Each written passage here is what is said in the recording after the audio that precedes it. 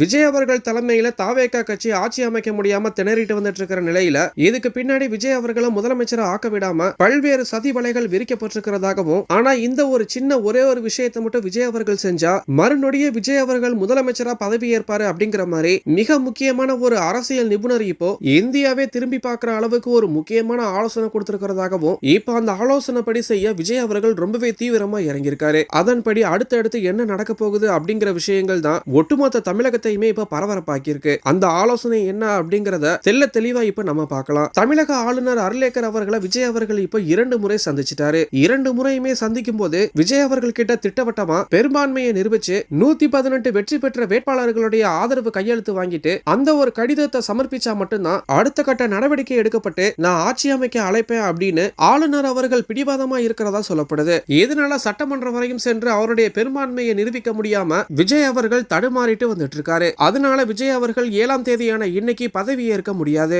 இதோட இன்னைக்கு மாலைக்குள்ள அந்த பெரும்பான்மையை நிரூபிச்சு ஆளுநர் கிட்ட பட்டியலை சமர்ப்பிச்சா விஜய் அவர்கள் நாளைக்கு முதலமைச்சரா பதவி ஏற்க முடியும். அதுலயும் 8 ராசி இல்லாத என்ன அப்படின்னு பார்த்தா நாளைக்கும் பதவி ஏற்பு நடக்காது. மே 9, 10 அஷ்டமி அப்படிங்கிறதுனால அப்பையும் பதவி ஏற்பு நடக்காது. 16ஆம் தேதி நவமி, 12ஆம் தேதி செவ்வாய்க்கிழமை அப்படிங்கிறதுனால அப்பையும் பதவி ஏற்பு நடக்காது. இதுக்கு அடுத்ததா மே 13ஆம் தேதி அன்னைக்கு தான் முகூர்த்த நாள் அப்படிங்கிறதுனால கண்டிப்பா இந்த பதவி ஏற்பு விழா அன்னைக்கு தான் நடக்கும் அப்படிங்கிற மாதிரி கூடுதல் தகவலா இருந்துட்டு இருக்கு. ஒரு பக்கம் சில அதிமுக வேட்பாளர்கள் தாவேகாவுக்கு வரணும்னு நினைச்சா கூட எடப்பாடி பழனிசாமி அவர்கள் இப்போ அவங்க எல்லாரையும் கட்டுப்படுத்தி எல்லா வேட்பாளர்களையும் புதுச்சேரியில மறைமுகமா வச்சிருக்காரு. இதனால தாவேகா அவங்க கிட்ட பேச்சுவார்த்தை நடத்த முடியாம இருந்துட்டு இருக்கு. இன்னொரு பக்கம் பாமகவுக்கு தாவேகா அழைப்பு கடிதம் கொடுத்தும் அவங்களும் எந்த விதமான பதிலும் சொல்லாம இருந்துட்டு இருக்காங்க. இப்போ திமுக பக்கம் வந்தா காங்கிரஸ் கட்சி மட்டும்தான் எல்லாத்துக்கும் உடன்பட்டு தாவேகா கட்சியில இணைஞ்சிருக்காங்க. இந்திய கம்யூனிஸ்ட் கட்சியும் மார்க்சிஸ்ட் கம்யூனிஸ்ட் கட்சியும் அதோட விசிகா கட்சியும் பொறுமையா தான் ஆலோசனை செஞ்சு சொல்ல முடியும் அப்படிங்கிற மாதிரி சொல்லிட்டாங்க. இதுல சற்று முன் தலைப்பு செய்தியா திமுக இந்த 3 கட்சிகள் கிட்டையும் திமுக கூட்டணியில இருந்து விலக வேணாம் அப்படின்னு அவங்களுக்கு அறிவுறுத்தி இருக்கிறதா சொல்லப்படுது.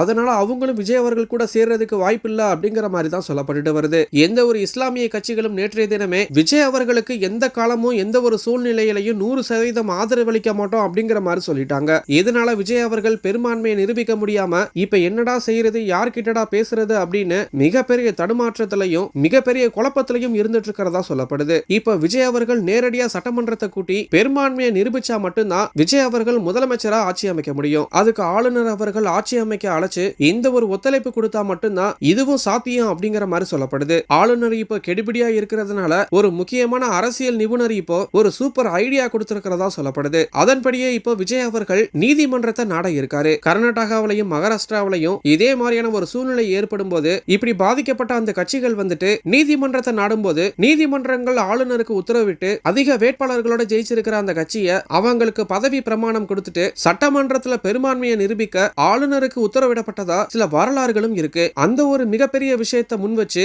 இப்ப தாவேகா கட்சியை நீதிமன்றத்தை நாட வச்சு கர்நாடகாவிலையும் மகாராஷ்டிராவிலையும் நடந்த இந்த விஷயத்தை முன் வச்சு விஜய் அவர்களும் உதவி நாட முடியும் அப்படிங்கிற மாதிரி சொல்லப்படுது. ஒருவேளை நீதிமன்றத்துல விஜய் அவர்களுக்கு சாதகமா இப்படி ஒரு மிகப்பெரிய விஷயம் நடந்தா கண்டிப்பா விஜய் அவர்கள் சட்டசபையில பெரும்பான்மையை நிரூபிச்சு முதலமைச்சரா பதவி ஏற்பாரு அப்படிங்கிற மாதிரி சொல்லப்படுது. நேரடியா விஜய் அவர்கள் யார்கிட்டையும் இப்ப அணுக முடியல அப்படிங்கிறதுனால கண்டிப்பா சட்டசபையில விஜய் அவர்கள் பெரும்பான்மையை நிரூபிக்கிறதுக்காக மாற்று கட்சியில இருக்கிற வேட்பாளர்கள் நேரடியா விஜய் அவர்களுக்கு வாக்களிக்கிறதுக்கு அதிகப்படியான வாய்ப்புகள் இருக்கு. விஜய் அவர்கள் நீதிமன்றத்துல இந்த ஒரு மிகப்பெரிய விஷயத்தை பயன்படுத்தி அதை அவருக்கு சாதகமா ஆக்கிக்க முடியும் அப்படிங்கிற மாதிரி விஜய் அவர்களுக்கு இப்ப சூப்பர் ஐடியா கொடுக்கப்பட்டிருக்கு. இப்ப தாவேகா கட்சி அதனால நீதிமன்றத்தை நாட இருக்கிறதா சொல்லப்படுது. தமிழக அரசியல் வரலாற்றிலேயே அடுத்த நொடி என்ன நடக்க போகுது அப்படின்னு ஒட்டுமொத்த தமிழகம் இப்போ மிகப்பெரிய அளவுல பரபரப்பா இருந்துட்டு இருக்கு. அடுத்து என்னதான் நடக்க போகுது அப்படிங்கறத கண்டிப்பா பொறுத்திருந்து பார்ப்போம். விஜய் அவர்களுக்கு ஏற்பட்டிருக்கிற இந்த மிகப்பெரிய சிக்கல் பத்தி உங்களுடைய கருத்து என்ன அப்படிங்கறத கீழே இருக்கிற கமெண்ட் பாக்ஸ்ல போஸ்ட் பண்ணுங்க. மேலும் இது போன்ற முக்கிய செய்திகளை தெரிஞ்சுக்க நம்மளுடைய சேனலை சப்ஸ்கிரைப் பண்ணுங்க.